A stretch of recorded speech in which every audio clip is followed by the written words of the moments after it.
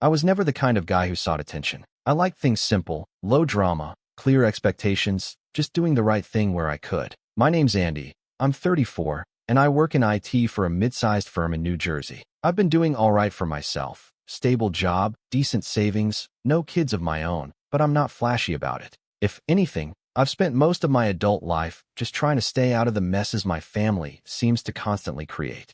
And trust me, there's been a lot of them. My older sister, Danielle, is the ringleader of most of those messes. She's 38, a single mom, and has this exhausting ability to make every inconvenience feel like a tragedy and every favor she receives feel like something owed to her. Her daughter, my niece, Madison, is 16, and let's just say the apple didn't fall far from the tree. I remember when Maddie was sweet. Back when she was a chubby-cheeked 6-year-old who used to run up to me yelling, "Uncle Andy," and show me her latest crayon masterpiece. But as she got older and Danielle's sense of entitlement rubbed off on her, things started to change. Maddie became, well, difficult, spoiled. The kind of kid who doesn't say thank you when you buy her something, just asks if there's a gift receipt. And Danielle? She'd laugh and say things like, "She just knows what she wants," or worse, "You don't get it because you don't have kids." That line used to drive me nuts. I don't have kids, no, but that doesn't mean I'm clueless about what respect looks like, or gratitude, or, basic decency. Still, because I loved Maddie, and because I knew Danielle was struggling financially more often than not, I chipped in where I could. Paid for school supplies. Sent Maddie a little extra cash on her birthday. Helped fix their car once when it broke down in the dead of winter.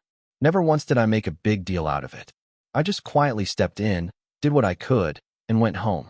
So when Danielle called me one Sunday morning back in March, her voice syrupy sweet in a way that instantly put me on edge, I already knew something was coming. She started with small talk, asking about work, if I was still seeing that girl with the curly hair.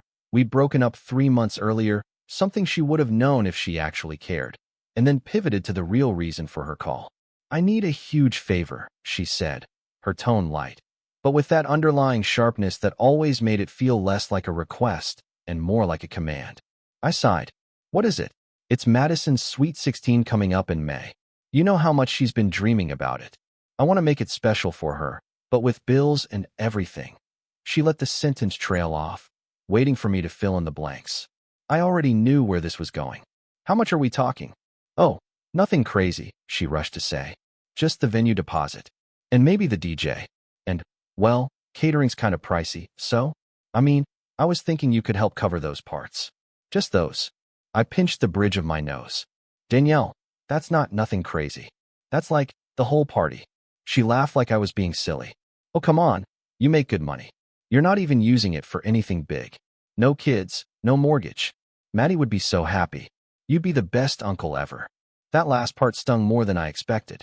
Not because I wanted the title, best uncle ever, but because it was dangled like a carrot. Like my value in this family depended on how willing I was to foot the bill for someone else's dream. And the worst part? I said yes. I told myself it was for Maddie. That maybe this would be a memory she'd cherish. That even if Danielle didn't say thank you, maybe Maddie would. So I agreed to cover the venue, a small event hall just outside town. I found a local DJ who offered a teen-friendly playlist and lighting setup. I even arranged for catering, Italian buffet, Maddie's favorite. For a while, it seemed like everything was going fine. Danielle barely kept me in the loop with planning, of course, but I chalked it up to her usual scattered nature. I checked in a few times, asked if Maddie was excited, and Danielle gave me vague answers like, "Oh yeah, she's thrilled," or "We're keeping some surprises, don't worry." I should have worried. I really should have. The first red flag came 2 weeks before the party, when I got an invitation in the mail. Not a call, not a text, but a stiff little envelope with glittery gold cursive that read, "You're invited to Madison's Sweet 16, a night of glamour." Inside, there was a list of dress code rules, hashtag suggestions for posting on Instagram, and a little note at the bottom that made my jaw tighten. It read, "Hosted by Danielle Walker." No mention of me. No mention of all the things I'd paid for. Not even a generously funded buy. Just Danielle. I tried to brush it off. It's not like I needed credit, right? But something about it rubbed me the wrong way. I called Danielle later that day. "Hey," I said. "Got the invite. Looks nice." "Thanks," she chirped. I noticed my name wasn't on there. Just wondering why. There was a pause. Then a laugh. Oh, come on, Andy. That would have been weird. You're her uncle, not her dad. That hit harder than I thought it would. Still, I said carefully, I did pay for pretty much everything. Another pause. Longer this time. Are you saying you regret helping? No. I replied quickly, but my voice was tight. I just thought. Never mind. She chuckled again, dismissively. You're overthinking it. Maybe I was. Maybe I wanted something I shouldn't have. Recognition, gratitude, something. But I let it go. Or tried to. The second red flag came the night before the party. I swung by the venue to check in with the manager, just to make sure everything was good to go. While I was there, I overheard Danielle talking to the decorator she'd hired, someone I hadn't even known existed. No, it's all covered, she was saying. My brother? Total pushover.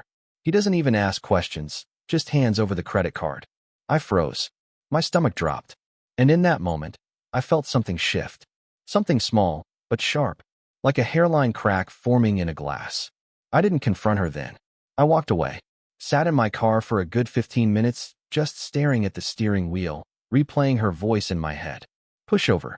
Doesn't ask questions. Just hands over the credit card. I wanted to believe she didn't mean it that way. That maybe she was just venting, embellishing for effect. But deep down, I knew better. I'd been the bankroller for too long. And Danielle? She didn't see it as kindness. She saw it as her due.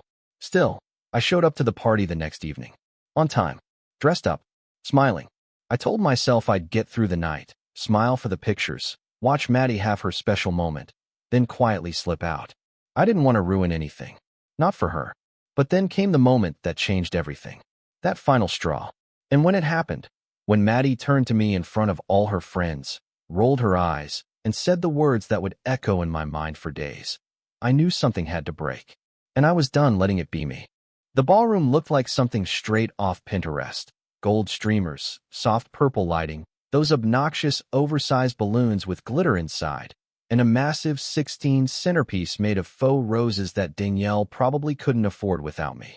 People were still trickling in when I arrived, trying to juggle a smile and keep my tie from strangling me. I didn't want to be there, not really, but I figured if I could just blend in, clap when it was appropriate, and maybe grab a slice of cake before heading out, I'd survive the evening. I just stepped inside when Danielle spotted me across the room. She didn't wave, didn't smile. She marched over, wine glass in hand, already halfway empty. Oh, good, she said, brushing imaginary dust off my jacket like I was a 6-year-old in church. You didn't wear sneakers. I was worried. Hello to you too, I muttered, pulling back slightly. Listen, can you keep an eye on the buffet for a bit? I told the caterer to delay the pasta trays until 7:30, and I need to go help Maddie with her makeup. She's freaking out about her eyeliner. Again, I blinked. The caterer? That's not really. She was already walking away. No, thanks for everything. No, how are you? Just orders. Like I was one of her hired staff. I sighed, made my way to the buffet table, and stood awkwardly next to a tower of mini quiches like a miscast extra in a soap opera. A few guests smiled politely, but most ignored me. They didn't know who I was. Why would they? Danielle hadn't introduced me to anyone. 10 minutes later, I spotted Maddie making her grand entrance. She came down the staircase in a pale pink satin dress that probably cost more than my monthly grocery bill, surrounded by a gaggle of friends and 2 teenage boys who looked like they were either hired as party motivators or just there to look pretty. Phones were out, flashes going wild. She posed. She twirled. She looked like a star. And she didn't even glance in my direction. I told myself that was fine. Maybe she was nervous. Overwhelmed. It was her night, after all. I stuck to the sidelines, sipped my soda, and tried to find a spot where I didn't feel like a ghost. The DJ started up with some top 40 track, and kids began dancing. The energy in the room lifted. For a moment, I thought maybe things would stay manageable. Maybe I could get through it. Then came the speeches. Danielle took the mic first. Her voice trembled as she talked about how proud she was of her little girl, how much she'd sacrificed to raise her alone, and how tonight was the culmination of years of hard work. She choked up a little, which I'll admit almost got to me, until she said, I did all of this for you, Maddie. Every detail, every cent. All me. I stood frozen, one hand in my pocket, the other clenching my drink so tightly I thought the plastic cup might crack. My ears buzzed. I felt hot. I didn't need a standing ovation, but that was a lie. A public lie. And Maddie smiled so sweetly at her like it was gospel. Then Maddie took the mic. She launched into this breathy, rehearsed-sounding speech about how much her mom meant to her. That part was fine. Expected, even. But then she started talking about how she was so glad we could pull this off on our own, and how, even when people doubted us, they did it anyway. That's when it hit me. The looks, the phrasing, the way her eyes flicked across the room and landed on me for just a moment before sliding away like I didn't exist. It was deliberate, and Danielle was grinning behind her like the proud director of a Broadway production she didn't pay to produce. I walked outside. I didn't even think about it. I just needed air. I stood near the parking lot, breathing in the cool spring evening, trying to keep it together. I wasn't going to make a scene. I wasn't. That wasn't who I was. But something was boiling under the surface, and I couldn't ignore it anymore. I had spent nearly $6,000 on this party. $6,000. From my savings. And not once had either of them said thank you. Not when the bookings were made. Not when the checks cleared. Not even when the lights came up and the music played. And now, I was being erased. I stared up at the sky, letting the chill seep into my skin. My phone buzzed in my pocket. A text from my cousin Kelly, who was somewhere inside the ballroom. Hey, Maddie just made a joke about your car. Something about how tacky it was for a grown man to drive a Honda to a sweet 16. That was the moment the boiling cracked the pot. I walked back inside. The room was alive again. Music thumping, kids dancing, parents sipping wine, phones capturing every staged smile. Maddie was on the dance floor now, taking selfies with her friends and waving sparklers someone had handed out prematurely. Danielle stood near the bar, laughing at something some man said, not a care in the world. I didn't go to them. I stood near the corner, watching. 10 minutes passed. Then 15. I thought maybe I'd calm down, that I'd come to my senses. But instead, I watched Maddie approach the DJ booth and say something. The DJ laughed. She said something else, and he bent over to listen. Then I saw it. Her rolling her eyes, and the unmistakable words, "This is so lame. My uncle ruined everything." I didn't need to hear it. I could read her lips. And that was it. I didn't even feel angry. Not anymore. I felt clear. I stepped forward. Quietly. Calmly. Walked up to the DJ and leaned over to him.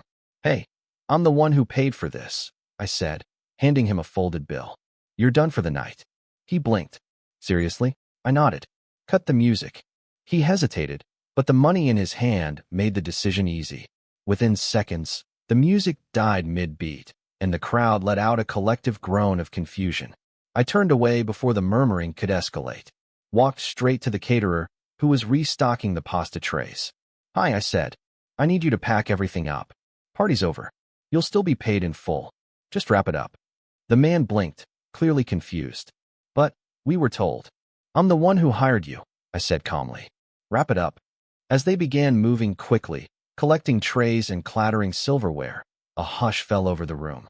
People were looking around, trying to understand what was happening. That's when Danielle stormed over. "What are you doing?" she hissed, face flushed. "Why is the music off? Why is the food? Andy, what are you doing?" I looked her in the eye. "I funded this party, Danielle. Not you." "Me?" She scoffed. "Are you seriously throwing a tantrum because your name wasn't on a stupid invite?" "No," I said, voice flat. "I'm doing this because your daughter just told a room full of people I ruined her night. After I spent thousands of dollars to give her this night. After being treated like hired help. After hearing you brag about manipulating me." Maddie appeared beside her then, red-faced, mascara starting to streak. "Uncle Andy, what the heck? You're embarrassing me." I turned to her, something heavy in my chest finally cracking. "You know what, Maddie? Maybe someone should embarrass you. Because clearly, you haven't been taught what gratitude looks like. I didn't do this to be your hero. I did it because I thought it mattered. Because I remembered who you used to be. But you've made it crystal clear. You don't care. Not about me. Not about any of this." She gawked at me like I'd slapped her. People were staring now, whispering, phones half raised like they weren't sure if this was part of the entertainment. Danielle grabbed my arm. "You're ruining everything." I shook her hand off gently but firmly. "No, you ruined it. You taught your daughter to value things over people. And now she doesn't know the difference." Then, without another word, I turned, walked out the ballroom doors, and didn't look back. I didn't need to. Because behind me, I heard Maddie start screaming. And Danielle? She was finally the one left picking up the pieces. But that wasn't the end. Not even close. Because what came next, the fallout, the calls, the gossip, the twist I didn't see coming. That's when the real story began. And trust me, it got messy. When I walked out of that ballroom, I didn't feel triumphant. I didn't feel like a man who'd just served righteous justice. I felt hollow. The kind of emptiness that doesn't hit you all at once but creeps in slowly, hour by hour, like fog filling a field. That night, I didn't even go home.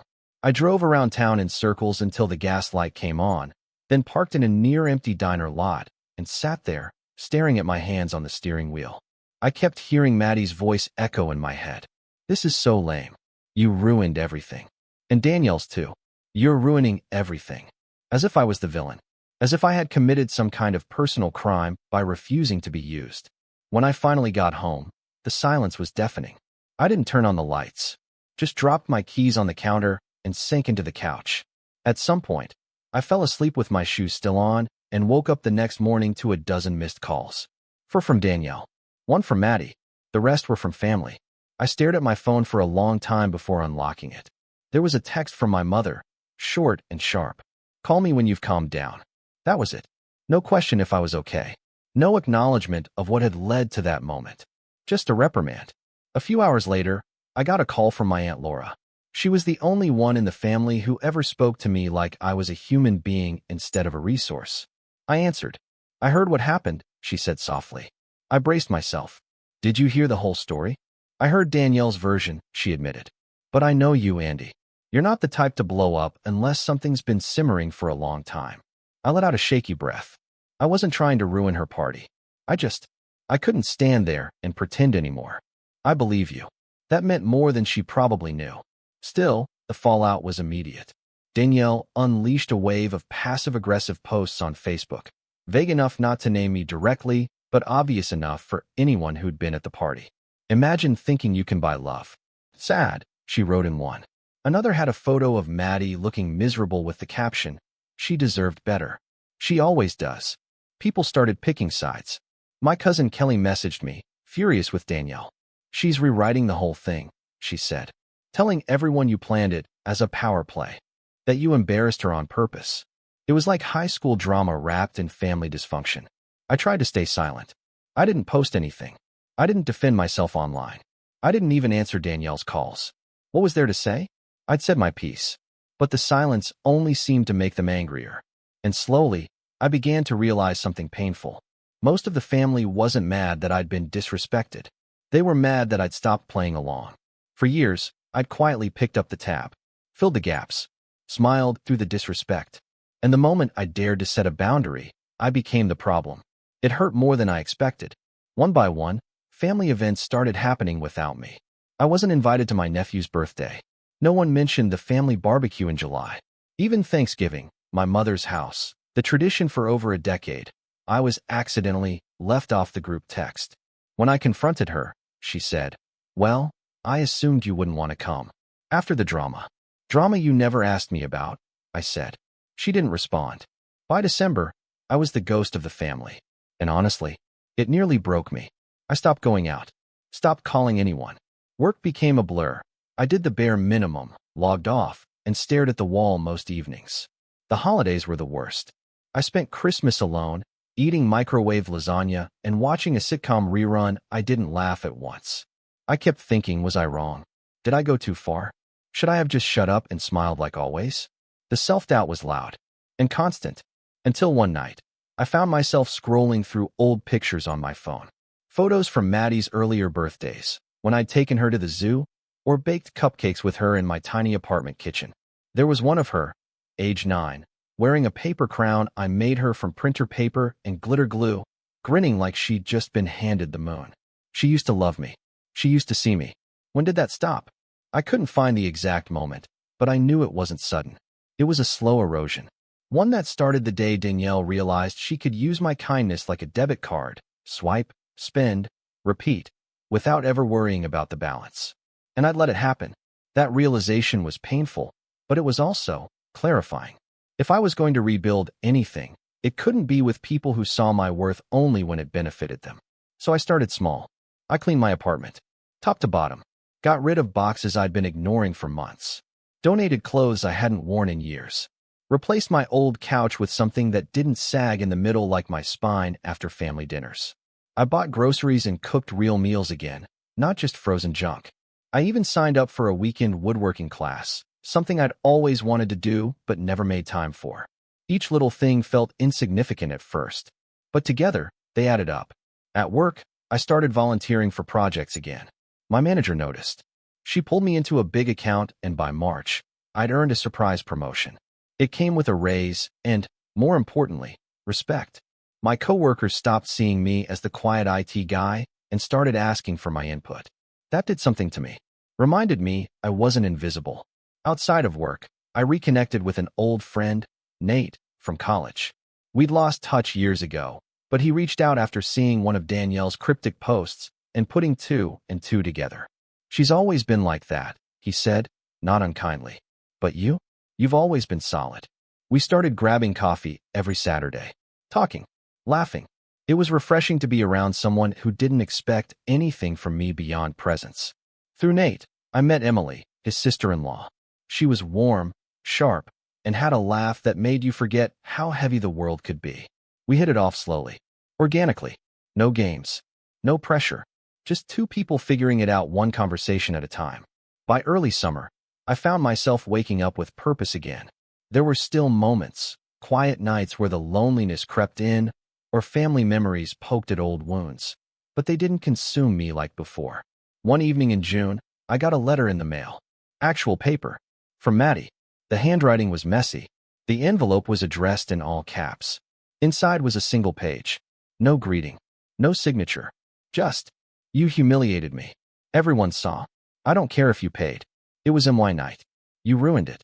I hope you're happy." I stared at it for a long time. Not because I was hurt, but because I finally saw it for what it was.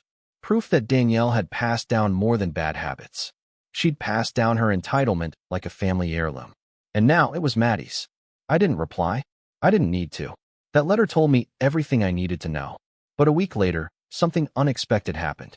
I ran into my younger cousin, Sam, at the hardware store. He was grabbing tools for a home reno project. We hadn't talked in almost a year. He smiled when he saw me. "Hey man, I've been meaning to text you."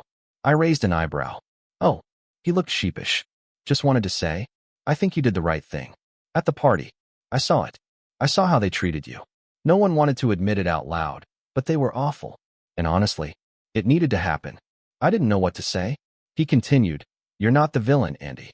You were just the first one to stop playing along. That takes guts." I nodded, throat tight. It was the first time anyone in the family had said it. Out loud. To my face. And maybe it didn't fix everything. Maybe it didn't erase the damage. But it reminded me that I wasn't crazy. That standing up for myself didn't make me wrong. It made me free. And for the first time in a long time, I felt like I could breathe again. But I wasn't done. Because what happened next, what Danielle tried to pull when the money stopped flowing, was something I never saw coming. And this time, I didn't just walk away. I made a plan. One that would change everything. By the time autumn rolled around, I'd reached a place of cautious peace. I wasn't thriving in some inspirational movie montage kind of way. There were still rough days, still scars that hadn't quite faded, but I was standing straighter, breathing deeper. And more importantly, I'd stopped looking back. Mostly. But then came the call. It was late September, right after I'd wrapped up a big project at work. I was sitting on the balcony of my apartment, sipping coffee and watching the leaves turn, when my phone buzzed. The screen lit up with a name I hadn't seen in months. Danielle. I stared at it, thumb hovering. Part of me wanted to block the number and move on. But curiosity, that old, stubborn itch, got the better of me. I answered. Her voice was tight, controlled. "Hey, Andy." "Wow," I said, leaning back. "You still have my number." She ignored the jab. "I need to talk to you. It's important." That's usually what people say when they want something. There was a pause. She was used to the old version of me, the one who would bend the moment she raised her voice or played the guilt card. But that Andy had left the building a long time ago. She exhaled sharply. "It's about Maddie. She's struggling." "Struggling?" I repeated. "You mean academically, emotionally, spiritually? Or just not getting the things she wants handed to her?" "She's been depressed," Danielle snapped. "After the party, things haven't been the same." She's pulled away. Her grades are slipping. She barely talks to me. I think she blames me. I stayed silent, letting that last sentence hang in the air. Good. She keeps saying it was supposed to be the best night of her life. Danielle went on, voice brittle. And she says I embarrassed her, that I let it all fall apart. You did, I said calmly. I'm trying, okay? Her voice cracked. But I don't know how to fix it. That caught me off guard. She wasn't calling to yell. She wasn't calling to guilt-trip me into writing another check. She was calling because she didn't know what to do. That scared me more than her usual nonsense. I thought maybe, she hesitated. Maybe you could talk to her. I blinked. Me? She used to look up to you, she said quietly. Before everything got twisted. Before you twisted it, I thought. But I didn't say it. Instead, I said, I'll think about it. We hung up, and I sat there for a long time. That conversation stirred something I'd buried. I hadn't stopped loving Maddie, not really. I hated what she'd become, but I also knew kids weren't born selfish. They were taught, trained, molded. And if she was starting to question the mold, maybe there was hope. But I wasn't going to just waltz in and offer comfort. No. If Danielle wanted my help, if Maddie wanted my time, then it had to mean something. That night, I opened a new note on my phone and started writing. A plan was forming. Not revenge in the traditional sense. Not yelling, or public shaming, or taking away a birthday cake. No, this time it would be quiet. Strategic. Surgical. I was done playing the victim.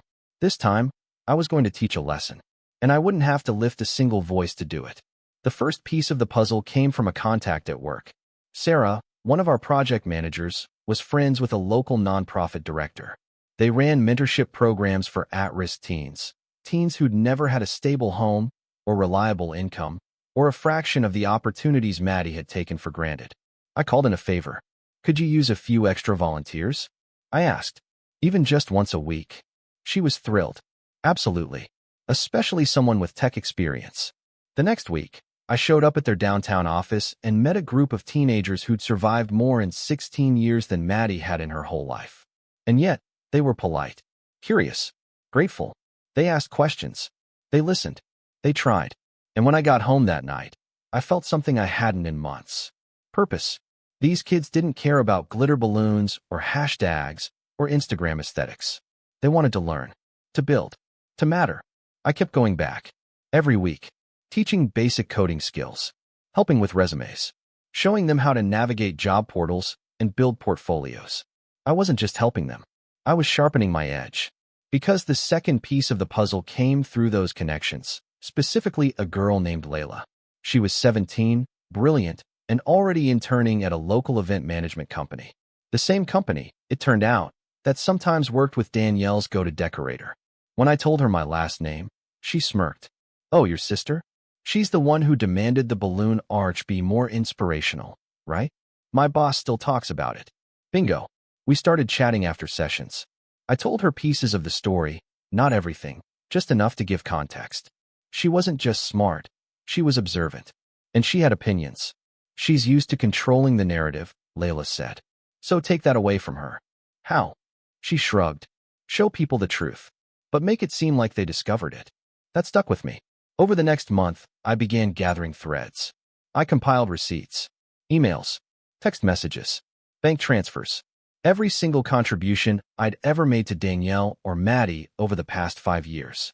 School payments, grocery money, rent coverages, party expenses. I put it all in a folder. But I didn't just keep it for myself. I started talking, casually, to mutual friends, distant relatives, acquaintances who had always accepted Danielle's version of events because they never heard mine. I didn't rant. I didn't vent. I just let them see. Oh yeah, I covered Maddie's school fees that year. Danielle was behind on rent. She never told you? Yeah, the Sweet 16 was $5,700. I paid every cent. No big deal. I just wish they'd told the truth. That was all it took. Because when people think you're generous, they like you. But when they realize someone else lied about your generosity, they turn. By December, the family grapevine was buzzing again. I wasn't being invited to events, no. But this time, neither was Danielle. She said Andy ruined Maddie's birthday. One cousin told another. But I just found out he paid for the whole thing. What kind of person lies about something like that? She's always been like that. It's just the first time Andy stood up to her. And then came the third piece. Maddie. Danielle had been right. Something had shifted. The confidence was cracking. The curated social media posts were slowing. She wasn't posting selfies with captions like "Queen of Everything" anymore. Instead, there were photos of sunsets, long captions about feeling misunderstood, and once a post that said, "It's weird when you realize the person who always had your back isn't picking up the phone anymore." That one hit me harder than I expected. But I didn't comment, didn't like it, didn't reach out, let her sit with it. Until one afternoon in January, I got an email from Maddie. Not a text, not a call, an actual email sent from her school account. Subject, "For what it's worth." It read, "Uncle Andy, I know you probably don't want to hear from me. I wouldn't blame you, but I wanted to say I've been thinking about what happened. About everything. You were right. I was awful. I thought if I acted like I didn't care, then none of it would hurt. But it does. It really does. I miss you. Not just the money or the gifts or the parties. You. I didn't realize how much you did until everyone stopped showing up. And now I don't know how to fix it. I don't expect you to forgive me. I just wanted you to know. Maddie." I read it twice. Then again. It wasn't perfect. It wasn't overflowing with accountability. But it was honest. Or trying to be. Still, I didn't respond. Not yet. Because the final piece wasn't in place. And when it arrived, it came with an invitation. A birthday party. For Danielle. Her 40th. Thrown by Maddie. She was trying, in her own way, to make amends. And this party? It was going to be my stage. Not for vengeance. For revelation. But what I had planned, let's just say no one was ready for it. Especially not Danielle. I got the invitation in early February. White linen paper, gold foiled edges, and a thin cursive font so delicate I could barely read it. It smelled faintly of overpriced perfume. The envelope was sealed with wax, because of course it was. Inside, the invitation read, "Please join us for an elegant evening celebrating Danielle Walker's 40th birthday. Formal attire required. Hosted with love by her daughter, Madison." I stared at it for a long moment, the irony heavy in my lap. Danielle was the queen of appearances, and this invite was her latest throne. But the fact that Maddie was hosting, it told me everything I needed to know. This wasn't just a birthday party. It was an image restoration campaign. Maddie wanted redemption. Danielle wanted relevance. And they needed me to play along to get it. I almost didn't go. Almost. But then I remembered the email Maddie sent. The soft cracks in her armor. The slow unraveling of Danielle's carefully manicured kingdom. And more importantly, the folder I'd been compiling over the last several months. Every receipt, every email, every quote, every screenshot, every time they'd twisted my kindness into obligation and used it like a crowbar. This was the opportunity I'd been waiting for. To remind them I wasn't their wallet anymore. To show them that silence doesn't mean weakness. And to let the truth walk into that party wearing polished shoes and a tie. I RSVP'd yes. And I started making calls. The first was to Layla, the brilliant intern-turned-insider at the event company that once decorated Maddie's party. She'd since moved on to a PR firm, but still had friends on the inside. I asked if she could help me sponsor a small gift for the party. Discreetly. Something elegant, I said. Professional. The kind of thing Danielle would never turn down in front of a crowd. Got it, she said. And what's the catch? There's a card inside. She laughed. This is going to be good. I also called Sarah at the nonprofit and asked if she'd be willing to send a representative to speak for a few minutes at the party. A short speech. Nothing dramatic. About what? She asked. About gratitude, I said. And seeing the people who work behind the scenes. She hesitated. You sure you want to do this? I'm not out for blood, I replied. Just truth. That part was important to me. I didn't want a shouting match. I didn't want revenge that tasted like bitterness. I wanted clarity. For Maddie. For me. And even, if she was capable of it, for Danielle. The night of the party arrived like a slow-moving storm.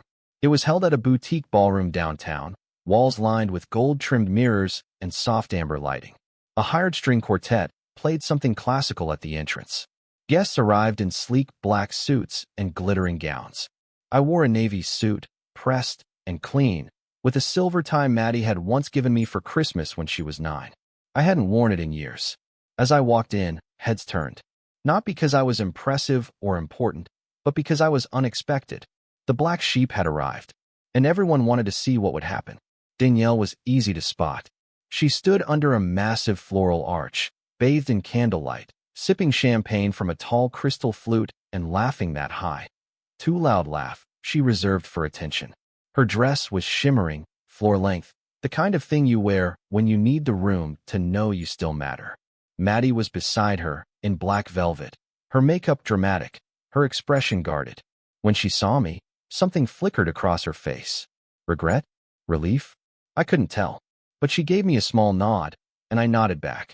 I was handed a glass of champagne by a passing server and drifted toward the far end of the room, staying on the periphery, watching. Then came the speeches.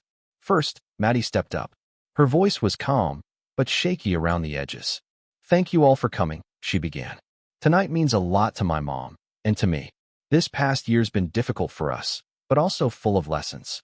About love, about family, about humility." She glanced at me briefly. "We don't always get it right," she continued, "but we keep trying. And tonight, I just want to celebrate the woman who's taught me so much, who's always been there." Danielle beamed, misty-eyed, soaking in the applause as Maddie handed her the mic. "Thank you, darling," Danielle said. "You've grown into someone I'm so proud of." She turned to the crowd, that old polished charm returning like a well-worn jacket. "I've lived a lot in 40 years. Raised a daughter on my own. Fought through struggles. Found my strength. And tonight, I feel surrounded by love." She raised her glass. "To perseverance. And to knowing who your true people are." Everyone clapped. And that's when the MC stepped forward and said, "Before dinner is served, we'd like to welcome a very special guest who asked to say a few words tonight, on behalf of someone who's made a difference in the lives of many." Danielle blinked, confused. Then Sarah walked up to the mic. She was graceful, confident, and warm. And she didn't mention me by name once. She spoke about the volunteers who show up without fanfare, the people who give quietly, who don't ask for praise or spotlight. She talked about how life isn't always about who shouts the loudest, but who listens hardest. How some people build bridges while others pose for photos in front of them. There was a ripple of discomfort through the crowd. Some people looked around. Danielle stiffened. When Sarah finished, she nodded graciously and stepped down. And then the MC said, "And now, before we dine, a surprise gift, delivered earlier today by one of Danielle's longtime friends." A server wheeled out a wrapped box onto the stage. Elegant, tasteful, classy. Danielle, now visibly rattled but trying to maintain poise, approached the box and peeled away the wrapping. Inside was a shadow box. At first, it looked like a collage, but as she turned it toward the audience, you could see it clearly. Printouts of payment confirmations, emails of thanks left unsent, party receipts, and a large envelope in the center marked, "To the woman who always takes credit, and the girl who forgot what real love looks like." A gasp went through the crowd. Danielle turned pale. She yanked the envelope open and pulled out the final page, a letter I'd written weeks ago. I hadn't planned to read it aloud, but the MC handed me the mic anyway. I walked to the front of the room, slow and steady, like the silence was a red carpet. And I read. There's a version of this story where I remain the fool, the pushover, the uncle who paid, who smiled, who vanished. But that story ends tonight. I gave without asking for thanks. I supported without demanding credit. But somewhere along the way, kindness became currency, and I was bankrupting myself to buy acceptance I never truly received. Danielle, you taught Maddie to pose before she learned to thank, to expect before she learned to earn. And Maddie, somewhere between glitter filters and group chats, you lost the memory of a man who once built you paper crowns. But this isn't about guilt or shame. It's about clarity. It's about letting the silence speak louder than applause. I'm not asking for anything. I'm leaving this behind, not to hurt, but to release. And to remind you that some bridges aren't burned. They're walked away from. I closed the letter, placed it gently back into the box, and handed the mic to the MC. Then I walked off stage, through the stunned silence, through the stares and half-formed questions. Danielle stood frozen, lips parted, the letter trembling in her hands. Maddie was crying. Not loud sobs, just quiet, real tears that streaked black mascara down her cheeks. And I kept walking, out the ballroom doors, into the cool night. No one followed me. Not one person called my name. I drove home in silence. Windows down, the last echo of the string quartet fading into nothing. And for the first time in years, I felt weightless. Not because I won, but because I let go. They say revenge is best served cold, but sometimes it's best served with a clean exit, a steady heart, and a locked wallet.